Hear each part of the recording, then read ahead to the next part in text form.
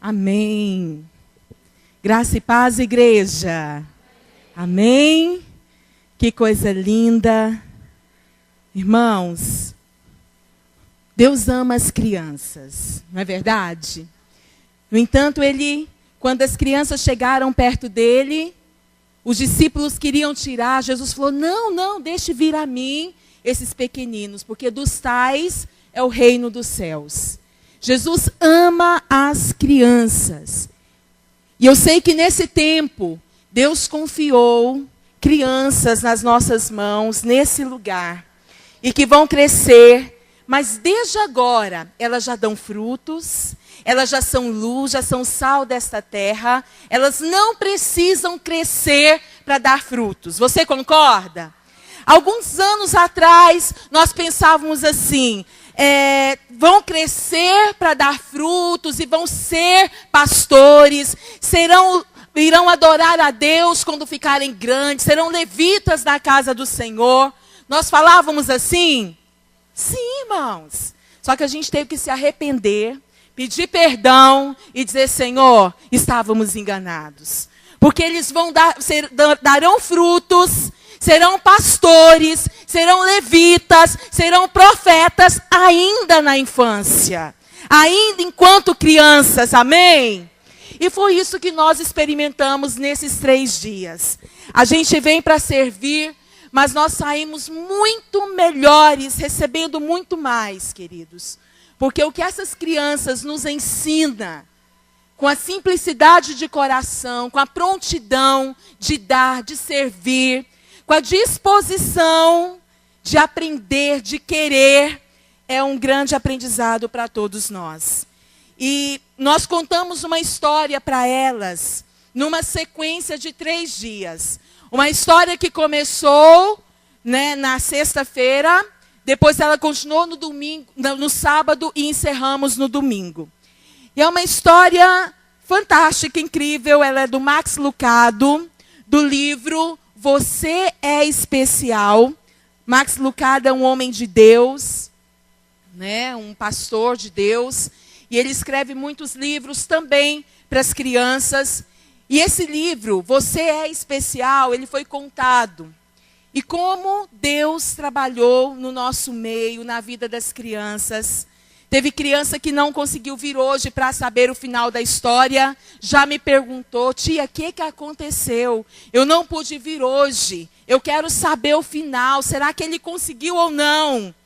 Mas eu vou contar essa história para vocês. E nós vamos aplicá-la, irmãos, nas nossas vidas. Porque nós também temos muito que aprender e crescer com essa história. Todos nós já fomos criança um dia, não é verdade? Sim, claro, óbvio. Fomos crianças um dia. Tem gente que não cresceu, que continua sendo criança. Que é um adulto criança, não é verdade? Ou não, irmãos? Sim, sim.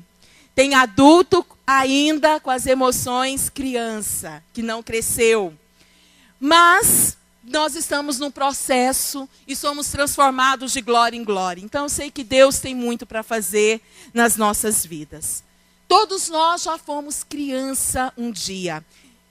E na nossa infância, enquanto éramos ali crianças, muitas coisas marcaram a nossa vida, não é?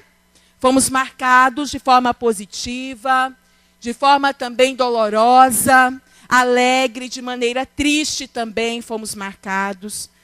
Queridos, eu trabalho com a formação de professores. E eu tenho andado em alguns municípios e observado como as nossas crianças, elas estão sofrendo na mão de profissionais que não têm manejo, não têm habilidade. Temos muitos profissionais excelentes na educação, mas também temos muitos profissionais que precisam melhorar. Quero citar um exemplo para vocês terem uma ideia desse quadro. Hoje nós estamos em uma sociedade onde a criança, ela precisa desenvolver competências e habilidades. O que nós precisamos ser na sociedade? proativos, não precisamos? Sim? Saber trabalhar em equipe, sim ou não? Precisamos, porque senão você está fora do mercado. Dançou. Tem que saber ter inteligência emocional, lidar com os conflitos. Como você lida com os conflitos? Tem que ter habilidade de comunicação, tem que ter habilidade para observar, para analisar. Uau, se eu fosse falar a lista de competências e habilidades que nós precisamos para satisfazer essa sociedade de hoje, queridos, ficaria aqui horas falando para vocês. E exatamente isso que hoje busca-se na escola, desenvolver competências e habilidades, né, com foco mesmo no mercado de trabalho. O foco principal, formar um cidadão para o mercado de trabalho. E eu quero compartilhar uma experiência que foi marcante, e depois eu vou contar essa história que eu contei para as crianças para vocês. Eu estive com uma professora e falando com ela sobre o planejamento, ela falou: Alessandra, eu tenho 40 alunos na minha sala, sou sozinha, eu quase não consigo, não tem espaço para eu ficar de tanta criança na minha sala. 40, com uma professora. E ela falou ali, eu tenho alunos de todos os níveis, alunos que sabem ler, que não sabem ler. Isso era uma turma de 5º ano, que era a 4ª série, antigamente. Então, que idade que eles tinham ali? 10 anos. E ela falou, para facilitar o meu trabalho, eu organizei a minha sala da seguinte maneira. Eu peguei uma fila e coloquei as crianças que sabem ler e escrever, e que estão jóia. Na outra fila, aqueles que estão com dificuldade, que não vão muito bem na matemática, não muito bem no português. Numa outra fila, os alunos que, assim, estão com muita dificuldade, que realmente não tiram menos de 4 na prova. E a outra fila, realmente, aqueles que eu nem sei se eles vão conseguir passar de ano. Porque eles tinham que repetir o 1º ano e não fizeram isso, estão aqui no 4º ano dando sequência. Essa é a realidade de uma sala de aula da educação brasileira, tá? E eu falei, professora, você organizou a sua sala assim para facilitar o seu trabalho? É, Alessandra, porque na hora que eu estou ministrando a aula, eu sei com quem eu estou falando, eu tenho a direção certa, porque se eu misturo todo mundo, imagina. Não é? Eu vou perder o controle. Tá bom. É plausível a atitude dela? É interessante. Ajuda no planejamento? Interessante. Conversei com ela, depois eu fui conversar com os alunos. Era o meu momento com os alunos. Quando eu cheguei na sala, estava aquela conversa gostosa, né? Ninguém parava no lugar, todo mundo conversando. E eu queria mesmo que eles estivessem conversando. Eu cheguei porque eu não tinha o desejo que eles ouvissem a pergunta que eu ia fazer. Então, eu cheguei numa criança que estava na primeira fila, aqui, e perguntei para ela, oi, tudo bem? Ela, oi, tia, tudo bem? Por que você não senta ali? Não, tia, é porque eu já sei tudo. Eu tiro 8, 9, 10 na minha prova. Eu não preciso sentar ali. Aqui é quem sabe tudo. Ah, então tá bom, muito obrigado. E fui lá para o outro grupo. Olá, tudo bem? Tudo bem, tia. Por que você não senta lá? Ah, tia, eu não sento lá porque eu não sei nada. Ali é quem sabe, aqui é quem não sabe. Nesse momento, irmãos, eu entendi que apesar de uma boa motivação que a professora estava tendo, apesar de condições muito difíceis que ela estava vivendo naquela sala de aula, ela estava desenvolvendo na sua sala um ambiente total de exclusão social. Total. E eu perguntei para ela depois, você contou isso para as crianças? Que cada um vai sentar aqui, por que eles vão sentar? Ela disse, não, eu não falei isso para eles. Mas eu quero dizer para você que não precisa falar. Eles sabem, eles observam. Eles estão atentos a cada gesto, a cada atitude na sala de aula. E esse é um pouquinho, né, esse relato é um pouquinho da realidade da educação que nós vivemos. Uma educação onde para você ser o melhor, você tem que ter nota de 8 para cima. Se você não tem 8 para cima, você está sentado num outro lugar, e porque naquele lugar é quem não sabe, quem não compreende. Irmãos, isso começa desde a infância. E nós chegamos com essa carga, com essa responsabilidade da sociedade em nós nos dias de hoje. Não chegamos? Como é que estão os seus ombros? Faz assim com seus ombros. Tá leve? Tá gostoso? Tá todo mundo descansado? Tá tenso, irmãos? Precisando de massagem aí? Por que será?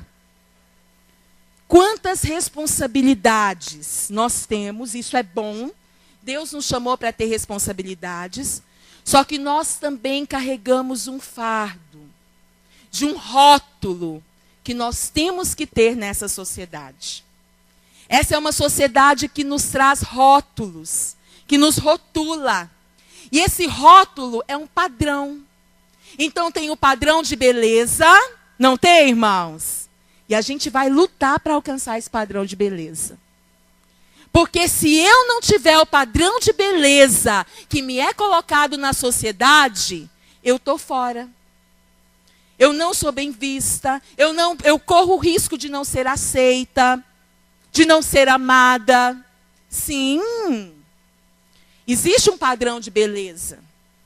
E você vê muita gente, muitas pessoas em busca disso. E nós não paramos para mostrar para os nossos filhos, para as crianças, ou primeiro para nós, porque tem que começar conosco. Não é que eu não preciso andar nesse padrão de beleza. Existe um padrão de riqueza? Sim ou não? Sim. Quem é melhor? Quem é melhor? Quem anda de polo? Ou quem anda de... Como é aquela que é meu sonho, meu Deus? Aquela, touro. Touro. Quem é melhor? Quem anda de polo preto ou quem anda de touro? Vocês sabem o que é touro? Aquela. Hein, irmãos? Parou um do lado do outro. Vai ser julgado. Quem é melhor? Quem tem mais dinheiro? Quem pode mais? Quem é melhor? Quem é mais bem-sucedido? Não é? Percebe? O tempo todo tem uma medida. E essa medida é em cima de um padrão que se estabelece na sociedade por meio de rótulos. Por meio de rótulos. Nós temos sim que ser eficientes, eficazes, né? Todo o conceito aí que a gente sabe. Mas, irmãos, isso pesa. Não pesa? Um outro padrão, um padrão social. Um padrão social. Você tem que ter um padrão social. O padrão social vai mostrar a casa que você vive, quem é você. Então, deixa eu ver a casa, deixa eu observar a roupa, deixa eu observar a marca da roupa. Queridos, tudo isso, se nós não tomarmos cuidado, vai nos escravizando. Vai nos escravizando. Vai nos escravizando. E de maneira tão rápida, tão dinâmica, que a gente nem para observar. Tá? De maneira muito rápida e dinâmica. Abre a sua Bíblia em Salmo 139. Vamos lá. Salmo 139.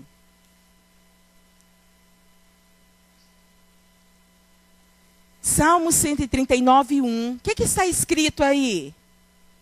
Senhor, tu me sondas e me conheces. A Rose falou o tema da nossa EBF, que foi como está o meu coração. Faça essa pergunta para você. Como está o meu coração? Será que meu coração está cheio de rótulos? E eu estou caminhando, está tão pesado, tão difícil, porque são tantos modelos, são tantos padrões que são colocados e eu tenho que seguir. Como isso é difícil, irmãos. Mas vamos abrir também Provérbios 4, 23. Provérbios 4, 23. O que está escrito lá? Provérbios 4, 23. Sobre tudo que se deve guardar, guarda o teu coração, porque dele procedem as fontes da vida. O que significa guardar o coração? Pense nisso. Geralmente, quando a gente está numa situação, numa brincadeira, ou um irmão, alguém está vivendo um momento difícil, a gente fala, opa, guarda seu coração. Não é assim que a gente fala? Quando ele está ficando irado, opa, não fique irado, guarda o seu coração. E a Bíblia diz aqui que sobre tudo que se deve guardar, guarde o teu coração, porque dele procede as fontes de vida. Como está o seu coração? Como estão as fontes da sua vida? Irmãos, primeiro é pensamento, depois cai no coração, depois se transforma em atitudes. E como que chega no nosso pensamento? Por meio dos órgãos dos sentidos, dos olhos, da audição, do toque, do paladar. A mídia sabe muito bem isso. Ela é expert nisso, não é? Então, primeiro entra na nossa mente, pelos sentidos. Depois, vem para o nosso coração e gera um sentimento, um desejo. E isso se transforma em uma atitude, em uma ação. Então, eu preciso vigiar o quê? Para guardar o meu coração. Primeiro, eu tenho que cuidar do quê? Cuidado, boquinha, com que fala. Cuidado, olhinho, com que vê. Cuidado, mãozinha, com que toca. Irmãos, nós temos que ter... O nosso vigiar não é depois que entrou no coração. É antes. É antes de entrar no seu coração. Porque entrou no seu coração para se transformar em ação, queridos, é muito rápido. E então eu pergunto, como estão as fontes da sua vida? Está suja? Está mais ou menos? Está turva? Ou está transparente? Como estão as fontes da sua vida? Como estão as fontes da sua vida? As suas emoções, o seu pensamento, aquilo que você fala, aquilo que você vê, isso são fontes, tá? E nós vamos agora conhecer, então, essa história, que é a história, olha que lindo, eu trouxe tudo que eu falei com as crianças, que eu usei, tá? Mas nós vamos falar, aplicar na nossa vida, no nosso dia a dia. E essa história é a história dos chulingos. Que nome diferente, não é? É a história dos chulingos. E quem eram os chulingos? Os chulingos eram bonequinhos, é uma fábula, tá? Então eram bonequinhos, seres feitos de madeira. E ele foi criado por um marceneiro, eles foram criados, eles estavam ali numa comunidade de chulingos. Eles foram criados por um marceneiro chamado Eli. E Eli criou cada chulingo de um jeito. Meninas, meninos. Criou chulingo que usa chapéu, que usa camisa vermelha, que usa barba branca, que usa uma melancia na barriga. Criou chulingos que usa óculos, que tem um cabelo moreninho, que tem um cabelo loirinho. Criou chulingos de todos os jeitos, tá? E esses chulingos, eles estavam muito felizes naquela aldeia, vivendo ali em comunidade. Eles eram muito felizes. Mas cada um deles, sabe o que eles faziam o dia todo? Cada um tinha uma caixinha. Você tem uma caixinha também? Será que nós temos uma caixinha também? Cada um tinha uma caixinha.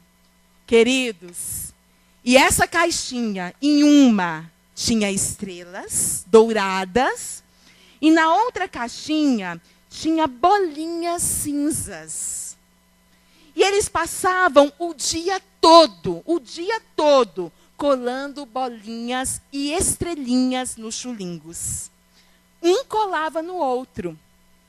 Se qualquer semelhança é mera coincidência. Será que nós também temos essas caixinhas de estrelas e de bolinhas? E será que nós também passamos o dia todo colando bolinhas e estrelinhas nos outros chulingos? Será? Vamos ver.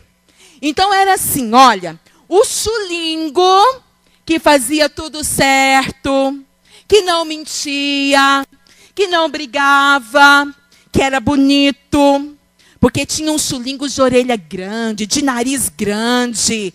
Esse merecia, porque ele não tinha um padrão de beleza, esse merecia bolinha cinza. Né? Ele tinha que ficar triste. Agora, aqueles que eram dentro do padrão de beleza, do padrão de riqueza, do padrão social, merece estrela. Ele merece ser promovido. Tá?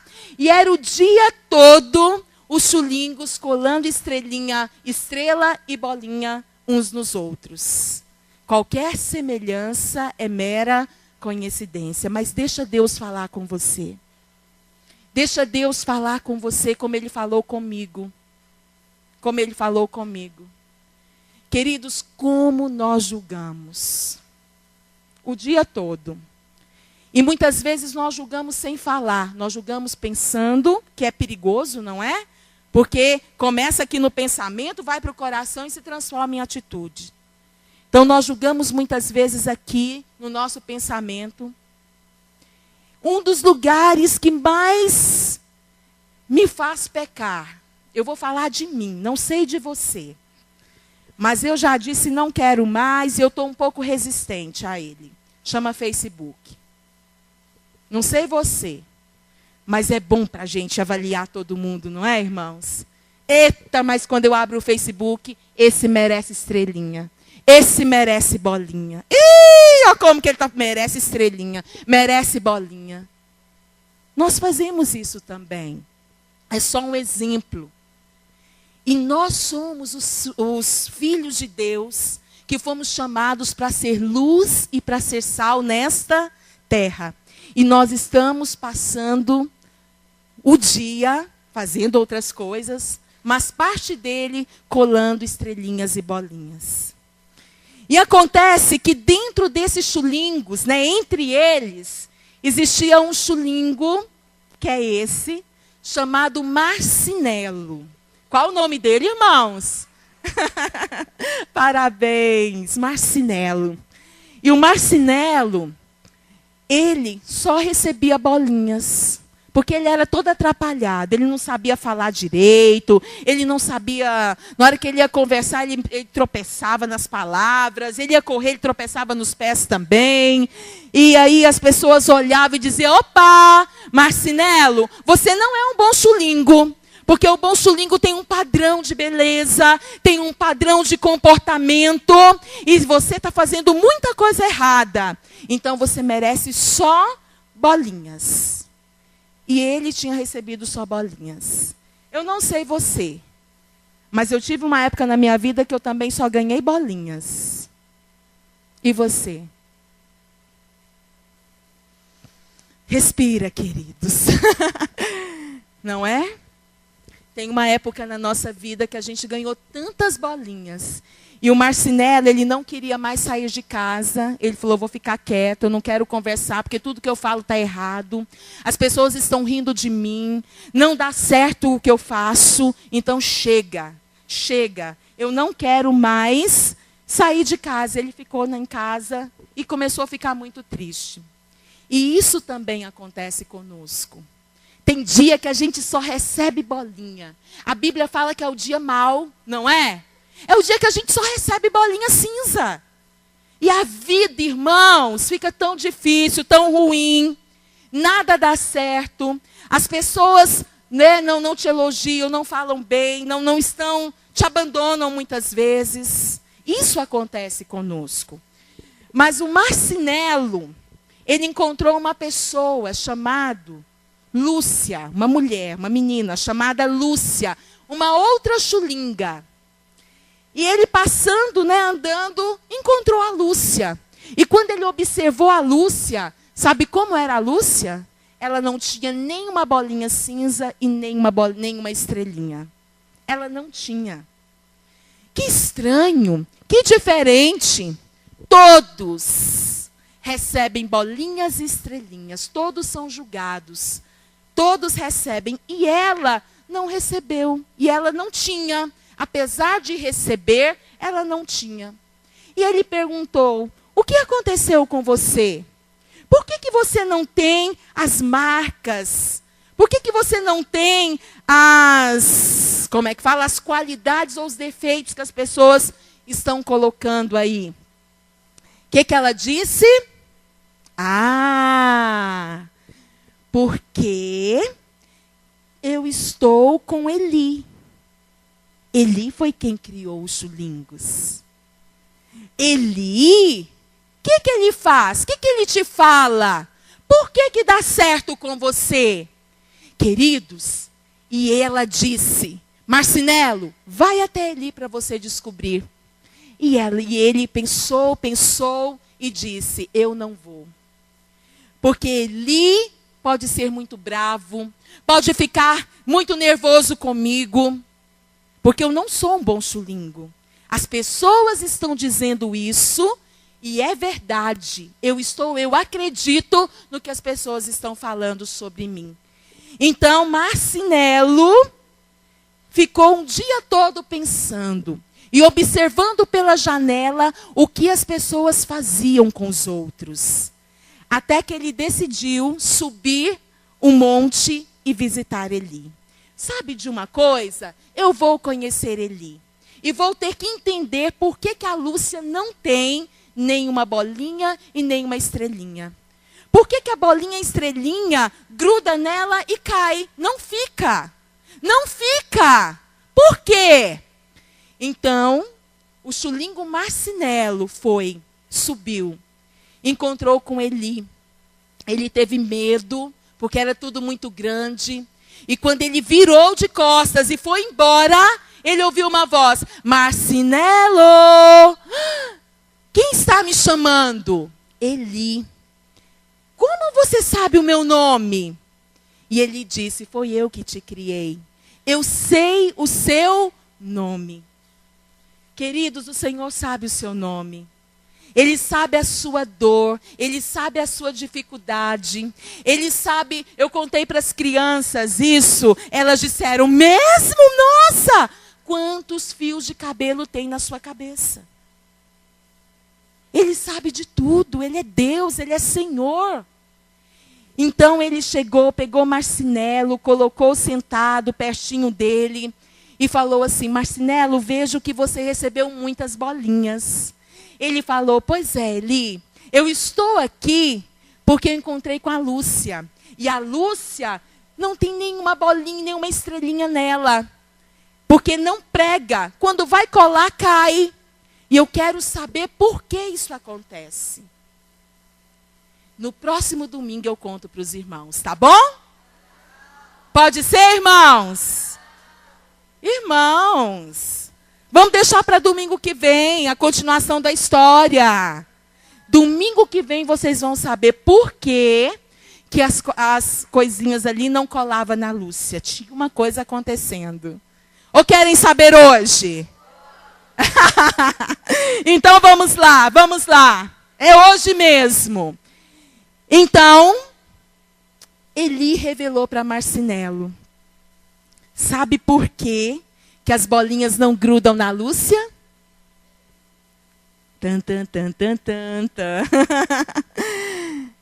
Porque ela acredita muito mais no que eu falo do que no que as pessoas falam sobre ela.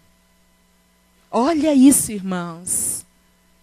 E sabe o que fez ela acreditar muito mais no que Eli falava do que o que as pessoas falavam? Porque ela ficava muito mais tempo com Eli do que ouvindo o comentário das pessoas em relação a ela. Amém? A mente dela estava renovada por uma palavra viva, por uma palavra eficaz, por uma palavra cortante, por uma palavra que faz toda a diferença na nossa vida. Nós temos, irmãos, que ouvir aquilo que Deus fala a nosso respeito. E não apenas, e não o que as pessoas falam sobre nós. Se as pessoas disserem que você não dá conta de nada, que você não é tão bom assim quanto eles imaginavam, talvez algum dia você foi mandado embora do seu trabalho. Isso já aconteceu comigo. Como você se sentiu? A pessoa mais incapaz. Não é? Frustração. Mas o que a Bíblia diz é isso? Não. A Bíblia diz que todas as coisas vão cooperar para o seu bem. E é nisso que eu tenho que acreditar, não é? Ou eu vou acreditar quando alguém disser assim, incapaz, injusto, infiel, desonesto. A Bíblia diz, eu sou honesto, eu sou capaz, eu sou fiel. E se porventura eu errar, eu pecar, eu estou condenado, irmãos? Não. É o fim? Não. Existe um mar de graça para nós nos mergulharmos, não é? E esse mar de graça é o que Jesus fez na cruz por nós. Não é? Derramou ali o seu filho, veio com toda a vida dele, transferiu a vida dele para nós. E hoje a vida de Deus é a nossa vida. Não é mais a aparência que o mundo quer. Não é mais a riqueza que o mundo nos coloca como padrão. Não é mais as condições sociais, econômicas que o mundo coloca. Nós temos sim que ser, atenção, os melhores. Uai, você está destruindo tudo que você falou, Lelê. Irmãos, nós temos que ser os melhores naquilo que nós estamos fazendo. Mas não para termos, mas porque nós somos filhos de Deus. Amém? Porque eu vou dar o meu melhor. Porque eu vou me dedicar. Porque eu vou ser luz, vou ser sal dessa terra. Eu não vou fazer para ter, eu faço porque eu sou. Isso é graça. Todos esses rótulos que o mundo coloca, queridos, isso é legalismo. E o legalismo, ele gera um jugo, um peso tão difícil de carregar. Por isso que Jesus falou, me dá o seu fardo e pega o meu, porque o meu é leve. E qual é o fardo de Jesus? A graça, ele é suave. É a graça, é a justiça que foi feito na cruz por nós. Então Marcinelo entendeu. Ele falou assim, Eli, eu não vou dar conta. É muito difícil, Eli. Ele falou, você só precisa vir aqui todos os dias. Olha o segredo. Você não precisa usar a sua força. Você só precisa vir aqui todos os dias. Ele representa Deus, Jesus. Nós só precisamos nos encontrar, ter comunhão com Ele todos os dias. Queridos, isso vai transbordar em nós. Amém? E nós seremos pessoas muito mais fortes e felizes. Nadando contra a maré e vencendo. Amém? Porque nós não somos só vencedores. Nós somos o quê? Mais que vencedores. Mais. Nós já entramos ganhando. Porque Jesus entra conosco nesse processo. Amém? Amém.